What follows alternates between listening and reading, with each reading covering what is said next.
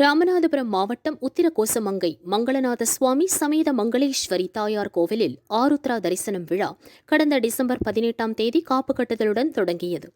விழாவின் முக்கிய நிகழ்வான இன்று காலை மரகத நடராஜரின் திருமேனி மீது பூசப்பட்டிருந்த சந்தன காப்பு களையப்பட்டு நடராஜர் சிலை மீது சந்தனாதி தைலம், கஸ்தூரி தைலம் பூசப்பட்டு 27 வகை மூலிகைகளால் அபிஷேகம் நடைபெற்றது.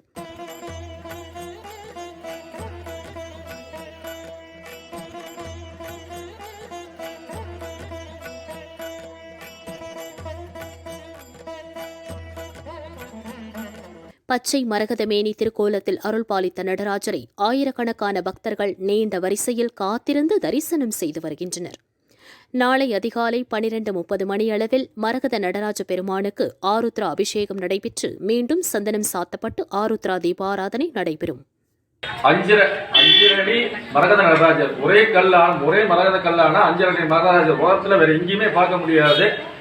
மரகத நடராஜருக்கு தனி சன்னதி ஒன்று, சிதம்பரம் ஒன்று, அதுக்கடுத்து முக்கிய உத்திரகோசமங்கையில தான், வேற எங்கேயுமே கிடையாது. இதுல மரகத கல்லான அது உற்சவர், இங்க மூணவரே ஒரே கல்லான மரகத கல் 5 அடியான மரகத நடராஜர். இன்று காலை சரியாக 7:40 ஸ்ரீ மரகத நடராஜருக்கு சந்தன காப்பு களையப்பட்டு 11 வகையான அபிஷேகங்கள் சிறப்பாக நடைபெற்று இன்று 10:30 மணி அளவில் மரகத நடராஜர் வருஷத்தில் ஒரு முறை இன்று நமக்கெல்லாம் காட்சியளிக்க தயாராகிவிட்டார். திருனா அழகு, உத்திரம்னா உபதேசம், கோசம்னா ரகசியம், மங்கைனா பார்வதி. திரு உத்திர கோசமங்கை மாணிக்க வாசகர் பாடல் பற்ற சேத்திரம், 3000 ஆண்டு பழமையான சேத்திரம்.